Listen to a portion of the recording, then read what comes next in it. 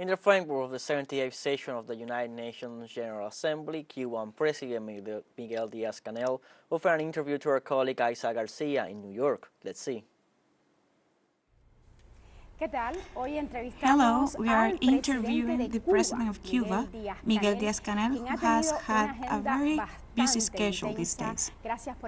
Thank you for being with us. In fact, we have seen that you haven't had a single break these days. I know this because I've been following your steps these days. Has it been a productive week with productive meetings? Yes, it has been very productive. Thank you, Aissa, and thanks to teleSUR. I think it has been fruitful meetings and is the best way to make use of time. We have been able to participate and fulfill the mandates we had on behalf of Cuba, on behalf of the group of the 77. Before the United Nations General Assembly, in its 78th session. We also had the opportunity to participate in other events that address the responses to the pandemic and the issue of global financing for development.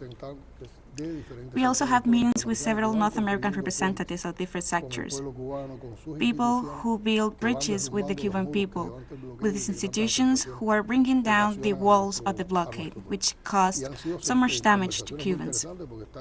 We had very interesting conversations because these meetings are with the cultural sector, scientific and technological sector, linked to innovation with the health sectors, with businessmen, and also with Cubans who are living in the United States, and people who support solidarity in Cuba.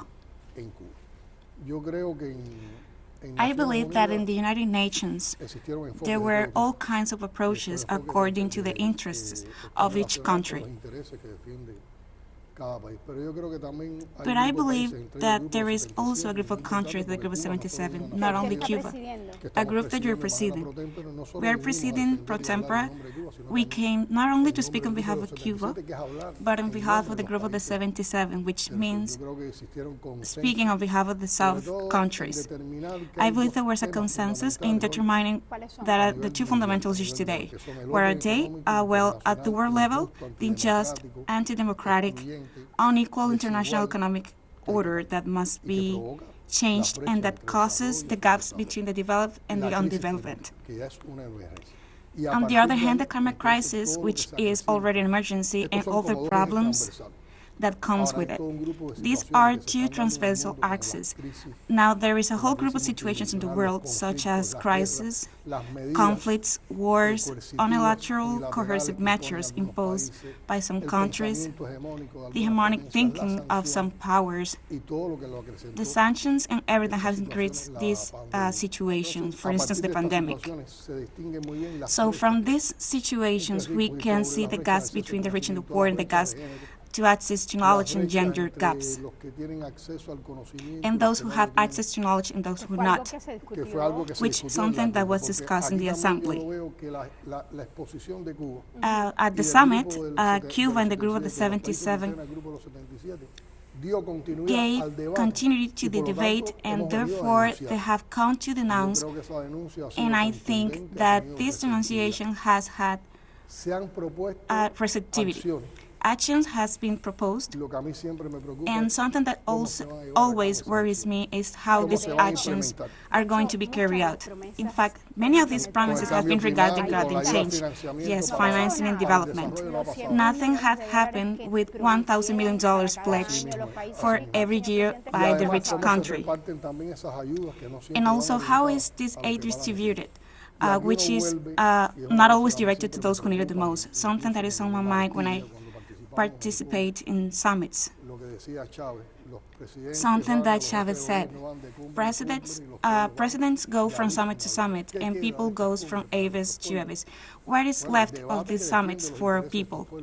But these actions do not solve these problems. Then the people left discouraged. They are left disoriented. That's why you say no more words, more actions. Actions is what we need, and that's what the concern is. What capacity is really to implement these actions? And it has to do with political wills, especially the developed countries. Foremost, the climate crisis we are having today is because of these the problems that prevail in the world are mostly for these countries. So I believe that these problems, in order to be solved, first by understanding and leading these actions. In lines with the ways to solve these problems. In your speech, you put a finger on this issue, but also offer Cuba's collaboration, especially in that the Pandemic Prevention Forum. That's very important, what you said there. I believe there is an interrelation between the moments we are attending the summit events, the Global Financial Development Forum, the discussion on climate emergency and the pandemic. And why do I tell you that there is an interrelation between these problems? First, because there is a lack of financing, a lack of understanding how financing is necessary in countries of the South to achieve development. If there is no behavior from the North towards the South, there is no financially that can be effectively and efficiently used in countries of the South. If there is development and if there is financing in terms of global problems, there is a more effective program that can be put in place to deal with the climate emergency. Because financing is also needed to deal with the climate emergency. And all this became more evident with the pandemic. So what are our proposals? Well, we agreed that we have to find a way of financing the world. In climate emergency, we share an experience that is the government program.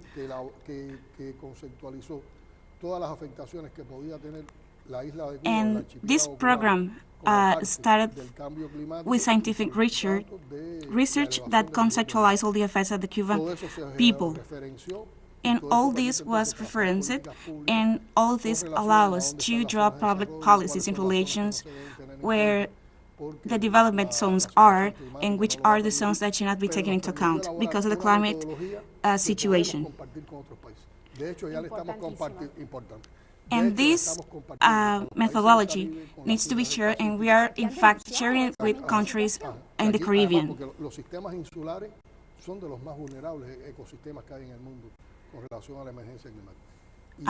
Island systems are the most vulnerable ecosystems in the world in relation with the climate emergency, and also allow us to train and prepare human resources there, and this knowledge that is very important for the countries in the South. Para enfrentar estas situaciones, precisamente tener recursos humanos, fuerza de trabajo calificada, profesionales que puedan acometer esto. And in order to implement this methodology, we need a qualified labor force, professionals, and human resources. De cada vez descarbonizar más el país. On the other hand, we have made commitments regarding national economy and social political developments. We explain how the pandemic led us to the design of a government management system based on science and innovation that gave us the opportunity to triumph the pandemic. In other words, this interconnection between knowledge and productivity led us to allow us to have robust protocols of actions against the pandemic, and also have 5 vaccines that became 3 vaccines that allow us to save lives in our country, and also send medical brigades went to places. We had a complicated situation regarding the pandemic. These vaccines that we had, these vaccines that we have here saved not only the people in Cuba, but also saved people in the rest of the world. And this was something we heard in speeches of many governors who came. There are more of 30 interventions that first recognize the effects of the blockade and also recognize the way, and in a way or another, how Cuba supported the countries.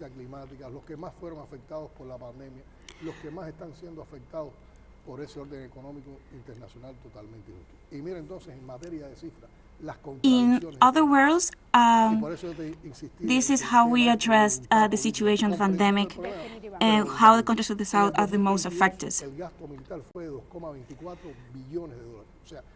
And regarding numbers, this is what I insist, that politically speaking, it has been spent trillions of dollars only military expenses. And yesterday, Zelensky gave to the president of Ukraine more money, a very high amount. And from that military spending, we could guarantee universal vaccination against the pandemic. With those numbers, we could transform our society.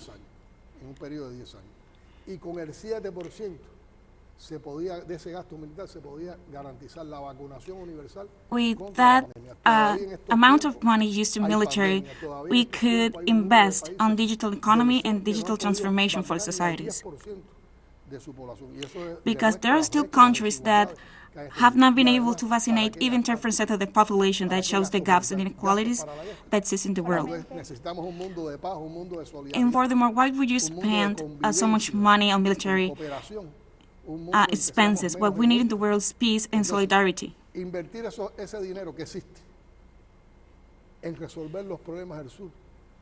could invest that money in solving problems on the South. And that firstly gives the South a chance and gives the South an opportunity. On the other hand, eliminates danger of war. There is no money to finance development, but there is money for Russia and Ukraine to kill each other. With that money, the war and the military-industrial complex makes profits. It gets stronger.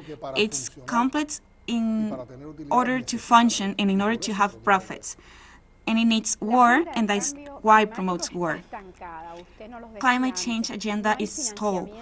You were telling us before there is no funding for the most vulnerable countries. What is your reaction to that? This is an extremely complex problem. Notice that we're already talking about climate crisis. The effects of climate change are leading us to a climate crisis that implies that there is danger of extinction of the human race and the not-survival of humanity. What I believe is that regardless of the will and the efforts we must have an impact on the causes. You cannot solve a problem if you don't act on the causes. The other thing is to patch up, and the other thing is to patch up the problems and the causes. Because it is capitalism, and the capitalism consumption and exploitation, which is voracious, that has led the South a great disadvantage.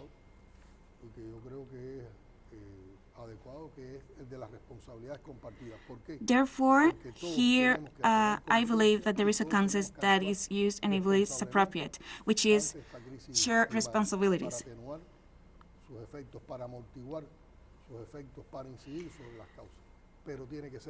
Responsibilities need to be shared. Responsibilities are shared, but differentiated because the North has to make more effort. The North has to put more resources into this, which is the South, because it has been the main cause of this and all this crisis. This is why the South is suffering so much of this crisis. That's why I come back to the idea that I expressed before, that we need concrete actions and we need financing for the countries of the South. Right now we have proposals, we have supposedly funds geared towards that, but that doesn't work. There are promises, yes, there are promises, but that doesn't work. Every day that passes, every year that passes, these gaps are widening and the effects of the climate crisis are increasing to the decrement of the countries of the South. And that's a demand that has been heard a lot in this and other UN General Assemblies. Well, Cuba has to take on all these challenges, all the challenges of the countries of the South, under conditions of tight blockade.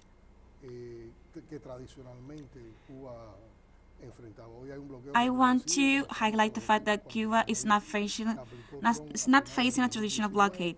This blockade is stronger now.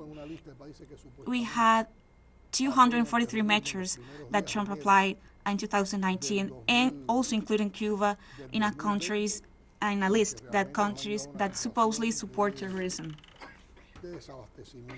And all of this situation has led us to a current situation of food shortage, fuel shortage. There is a tremendous financial persecution. Our main sources of income have been cut off, therefore we cannot advance at the pace that we have planned.